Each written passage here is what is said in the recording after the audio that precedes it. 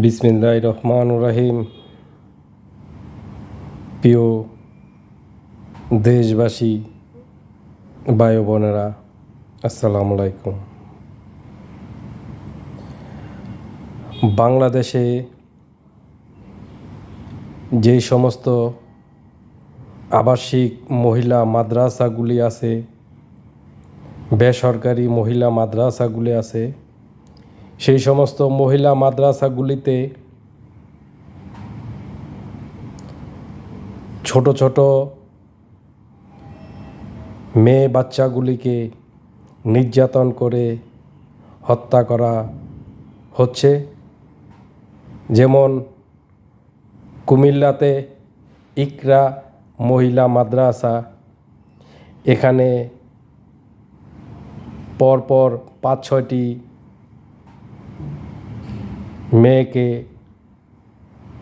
নির্যাতন করে হত্যা করা হয়েছে, কিন্তু মাদ্রাসা কর্তৃপক্ষ এখনও পর্যন্ত কোনো সৎ উত্তর দিতে পারেনি।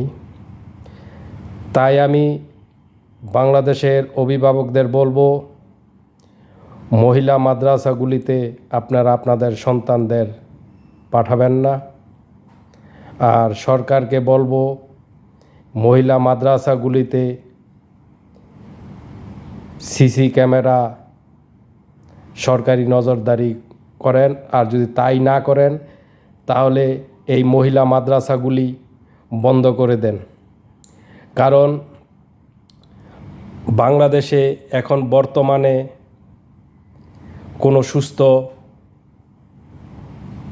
সুস্থ হুজুর বাংলাদেশে এখন আর নেই। কারণ তারা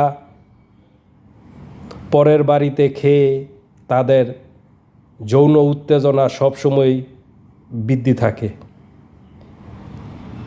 তাদের উত্তেজনা সবসময় বৃদ্ধি থাকে। আজকে দেখেন কুমিল্লাতে গত কয়েকদিন আগে ঢাকার কেরানীগঞ্জে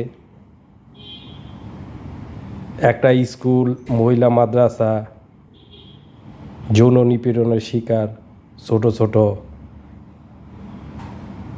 মাসুম বাচ্চাগুলি আমাদের সন্তান সমতুল্য। যে হুজুররা দিন দুনিয়া আখেরাতের নসিহত করবে, সেই হুজুররা আজকে ধর্ষণে কাজে লিপ্ত হচ্ছে। গত কয়েকদিন আগে দেখলাম শরীয়তপুর জেলার জাজিরার একটি থানা, সেখানে এক মসজিদের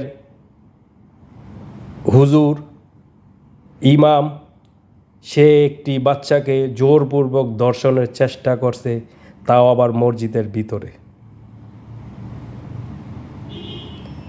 সমাজ আজকে এত পরিমাণের নোংরা হয়েছে যা ভাষায় প্রকাশ করা যায় না।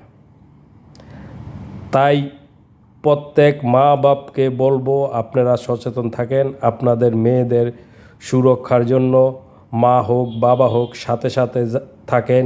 মেয়ে কোথায় কোথায় কোচিংয়ে দিচ্ছেন, কোথায় মাদ্রাসা, কোথায় স্কুল, সাথে সাথে যান, আবার সাথে সাথে নিয়ে আসেন।